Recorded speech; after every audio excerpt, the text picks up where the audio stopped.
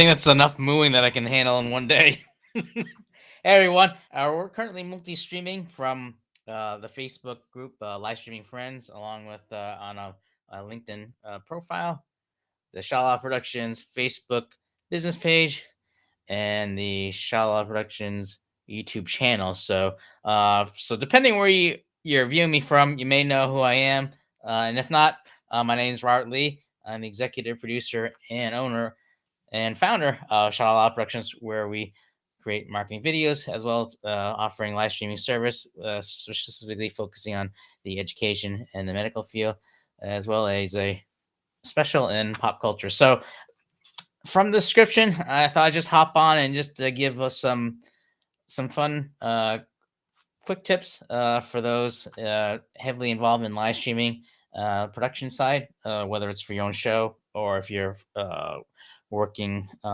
in a company that is now using live streaming videos in your marketing efforts. And so I thought I'd just kind of come on and give just some quick tips that I came across that would be of help with your efforts. And so you'll have to pardon me if I'm having a little bit trouble just working on my own here, but I do know that they did if you're using Restream, they did uh updated the chat feature. The chat box is now working now, so let me just put that on um and just on cue. Hey Paul. So let's see, it just sounded like an echo loop, to be honest. Oh, that's strange. Let me see.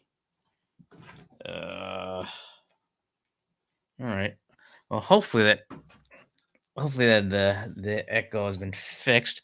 If not, just let me know, Paul. Thanks for giving me a heads up there. Now, some things to know that for those that are using NDI, they did come out with an update a few months back with NDI 5, and that's a protocol where you can allow you to be able to stream, whether it's providing like a video input or audio through their tool. And so one of the things to be aware of with the NDI 5 is that you need at least Windows 10 or higher to be able to stream in to your whether you're streaming on your laptop or on desktop. Anything lower than that, you can't use NDI 5. So which leads me to the first tip, which is NDI 5. Make sure that you have Windows 10 or above. And the second tip would be just make sure that you check your systems before loading that tool up. Otherwise, it's no good. So I made the mistake where my laptop is still using Windows 8, so I had to go back to NVDI 4 to be able to use the current NDI they have, or at least I have to make sure to update Windows 10 on the laptop. Let me just pull that up.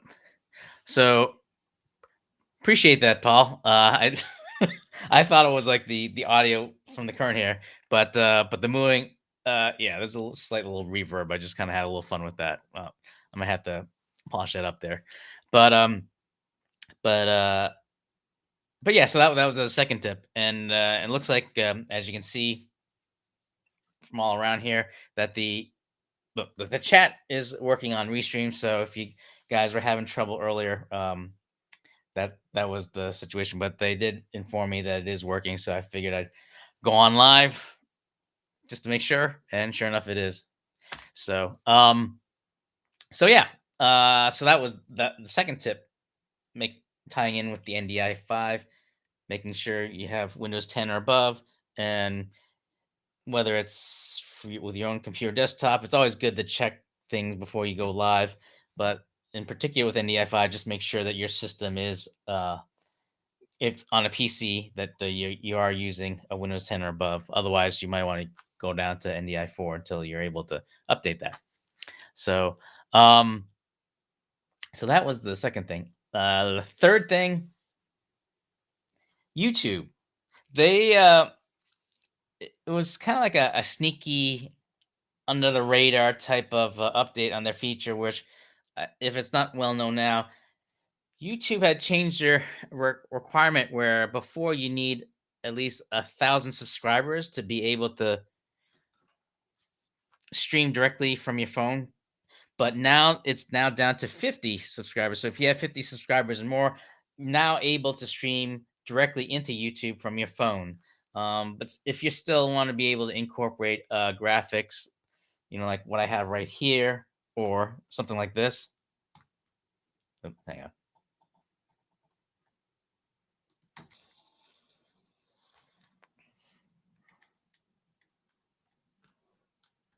You still want to be able to have a, live streaming software like vMix, or if you're on Mac, Ecamm, to be able to incorporate graphics like that, or if you're using a tool like Restream or StreamYard to be able to upload it into that platform to be able to pull that in. So it's not something you can do in YouTube, well, unless they may add a feature like that in the near future. But to have like a live streaming software like what I mentioned earlier allows you to be able to push that out there. So uh, and let's just pull a comment here from Lavadio. Correct. It came to the UK later than you guys, but I have it now. I think Scotland may still be 1,000, but that may have changed now. That's right. And for folks watching the stream outside the US, and thank you for bringing that attention, Paul.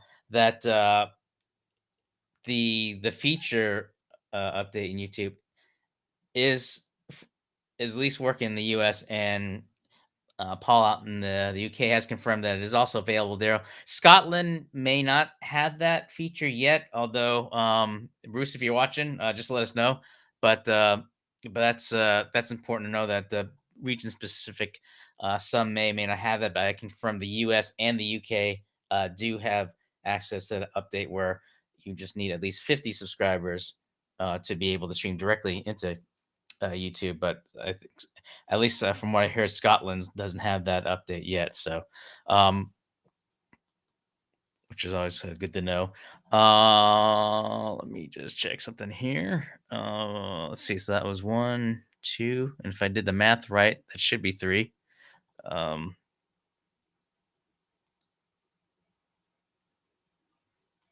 okay, so got that. All right. Uh, it's always a challenge whenever when you're streaming from multiple um, channels, that it's always good to be able to check in real time of any of the comments. And that's one of the advantages of being able to stream on Restream, is that you can monitor the chat and then bring it in there. So, and then it's just a question as to whether how strong your connection is, whether you'll be able to pull it in quickly, or maybe if there's a lag, there may not be. So, it's unfortunate that Paul's checking out now. So, but I believe there's a 5 or 6 hour difference. So it's late where you are, buddy. So thanks for staying up to watch. So those are the three quick tips to bring in mind. Now just a slight shift. I Some of the literature I've been promoting is still within the tone of just being helpful. Earlier in the month, for those that are subscribed to the Shawlout Productions email newsletter, we've been releasing articles focusing uh, about virtual events. And so last month we had wrote, released an article initially about hybrid events, to which we then later released to the public about hybrid. And earlier this month, had written an article about virtual events as the things that you need to know to help you decide which one's the right fit for you, if you're doing like a plan to do like a conference or convention and what have you. And so initially we released it to our subscribers first, so they get first crack at the information that we release, and then at a later time we then release it to the public. So now that article is now released from our website. You can find that in the description. And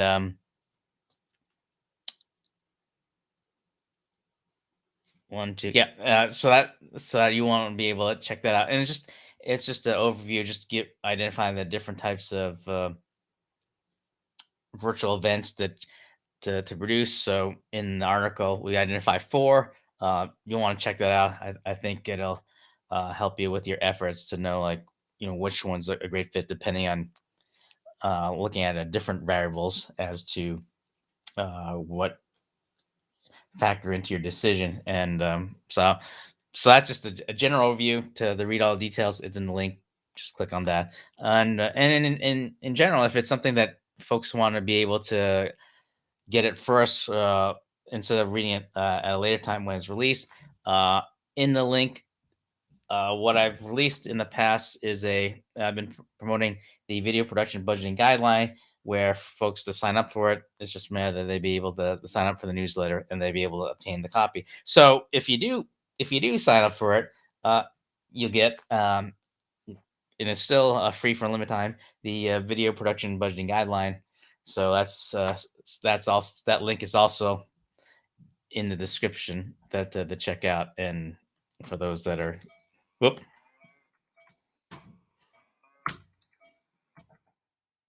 As they say, anything can happen live. So that's what I meant to show, which is the links right here that you can see. That's also in the description. So, go knock yourself out. There we go. So that's a scoop. And again, just to recap earlier, I just had to add that there because in LinkedIn. So this is a bonus tip. If you have a LinkedIn Live, uh, the live feed is currently being shown on my LinkedIn profile, and so because there's like text or either that the head of your profile head is like on the left side, it's always good to be able to be mindful of where you're posting your text. So that way, if you're catching it live on LinkedIn, you want to make sure it's one where there's nothing obstructing the view. So I kind of put that up there so that way, if there's anything that might have been shown down here or may have been cut off, at least they'll be able to see it up here. So to recap of the three live streaming production quick tips. Should we get this to work?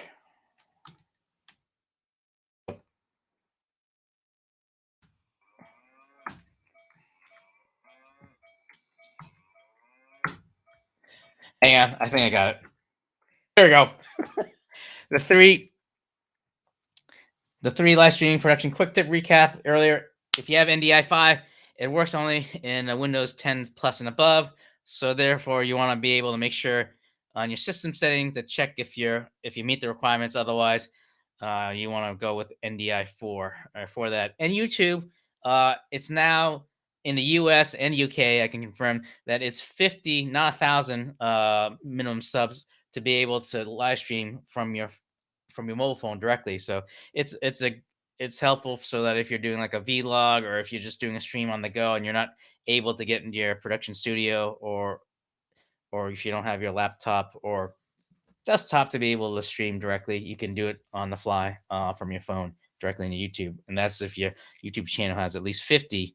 That's at least confirmed with the US and UK. As far as I understand, Scotland doesn't have that ability yet, but I'm sure that may be coming up soon. So, there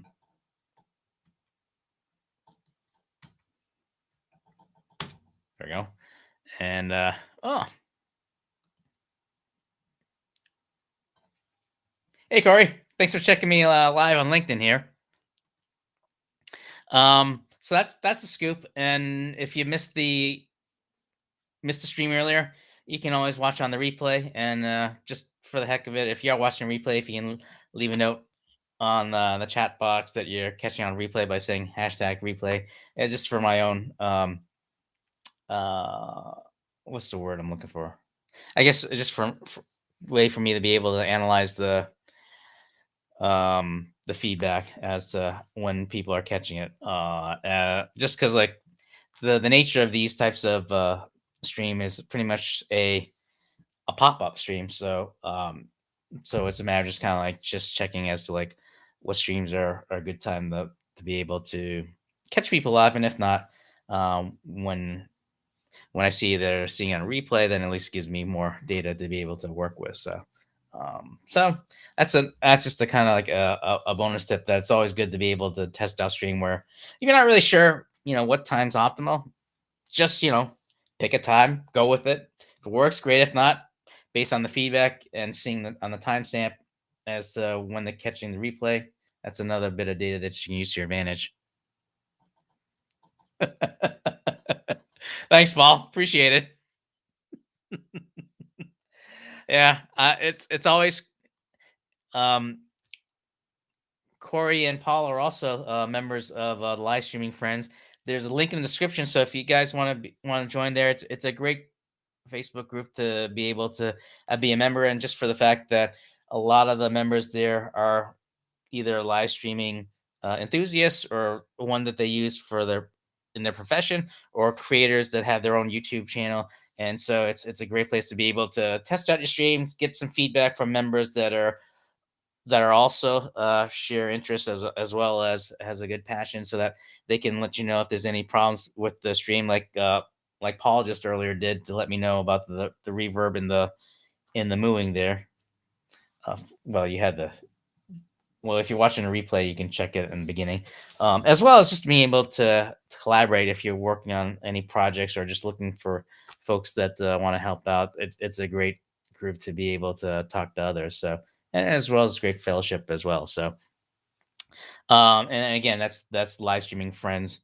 That's to join. The links there in the description you can click on, and that's why I use the title card there too, because I'm also streaming into the live streaming friends Facebook group so that they're able to see it, and it's a great way to give a shout out to the group there that John and I had put together, just as another way of being helpful. So again, it's a theme of just being helpful, whether it's just giving the tips earlier, as well as to sharing the resource, like the articles and the resource material for folks that I think would help a lot for those that are just trying to get familiar with the what a hybrid event is, what a virtual event is, as well as there's also uh, an existing group that we've it's been going on for a year, so it's been pretty cool too. Hey, Matt. Yep. So and the reason why I like to do these types of stream live is just that in real time, it's always good to be able to get feedback, so that if people catching live and they have a question, it's a great way to the interact with the audience, as well as if you want more engagement too. So thanks, Corey. So and yeah, so Corey, I mentioned earlier in the stream that I'm using Restream. They did mention earlier in the day that they had some problems with the chat box. It has been corrected. So the best way to know, or the best way to see it's been corrected, is to use Restream. And now what I'm using right now is vMix, and so I could go directly into YouTube or LinkedIn Live. Well, actually, at least with YouTube, Facebook, I could stream in directly from vMix. You still need to use like a third party tool to be able to stream into LinkedIn Live. So Restream is one type of tool, as well as StreamYard. But to answer your question, Corey, yes, I am using Restream. So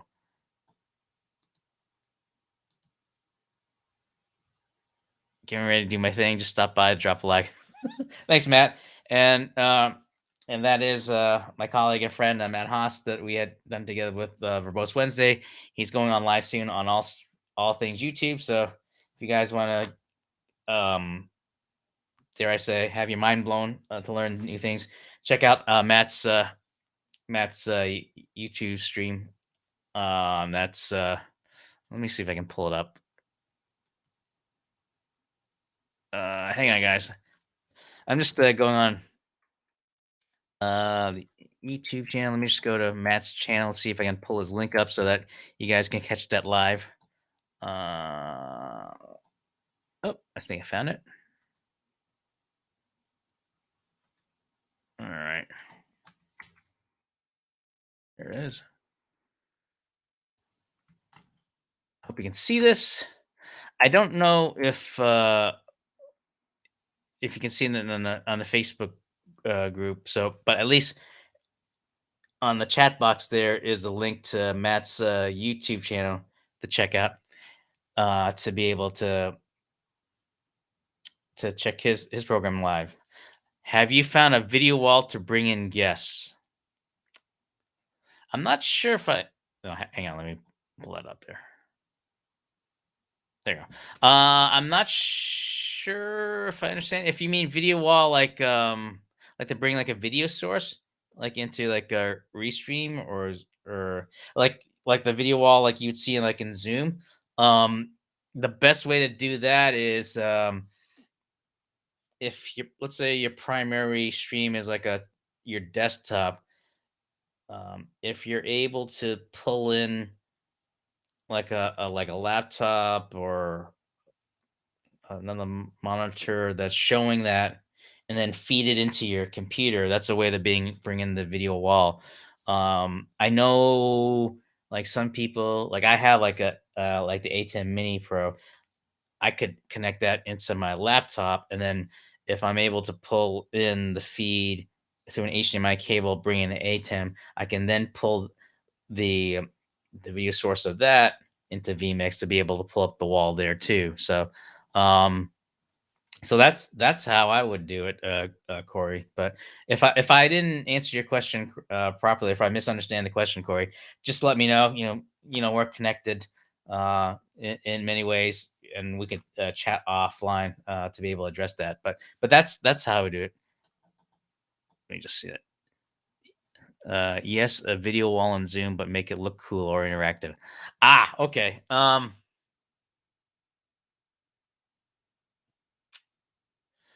Yeah, I mean, for starters, like I described, that's how you'd bring into the uh to Zoom, the being able to have like a monitor or like interface to be able to pipe into directly to your main computer or your main laptop to stream. I think it's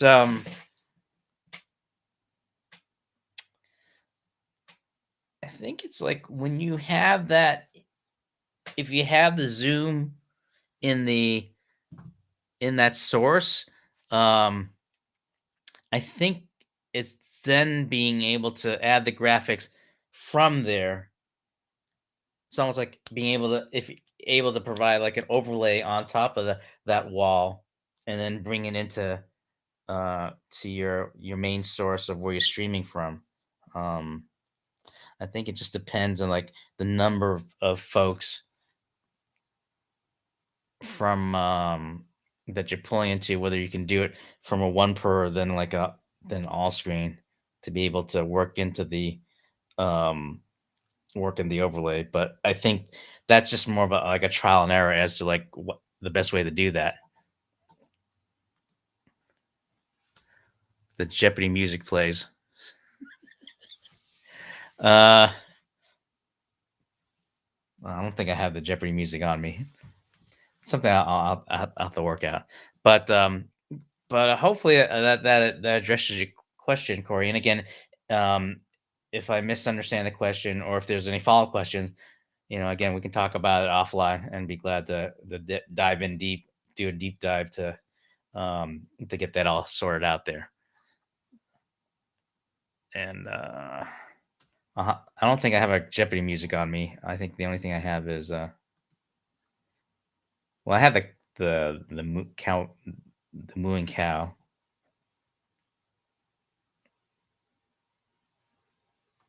Uh, I'll have to update my music library there, Corey. But yes, we will talk. So, um, but okay. I better let you go so that way you can catch Matt. And again, if you guys are see me live, Matt Haas should be going on live soon on all things YouTube, and I have the link in the chat box. Hopefully that link is also seen there too. If not, just Google all things YouTube on the YouTube search, and you can check out Matt's program there live too. Tell him Rob sent you. On that note, let me let everyone go. Again, hopefully, if I got this. No, wait. Okay, I got it. The quick recap. the 3 live stream production quick tips, NDI 5. Make sure you have Windows 10 or more. YouTube is now 50, not 1,000 minimum subs on your YouTube channel, at least confirmed for the US and UK. Scotland, I don't think they have that, although if I'm wrong, let me know. And again, the system settings specifically tied with ND5. Just make sure with your computer or your desktop, laptop, to make sure that you meet the requirements. Otherwise, go stick with the NDI 4, which still works, at least with Windows 8. So that's about it for now. This is Robert Lee, and I hope this has been helpful. And if you guys have any questions, just leave a comment in the chat, and I'll do my best to get back to you with the answers you're looking for. So take care, stay safe, and I will catch you guys later.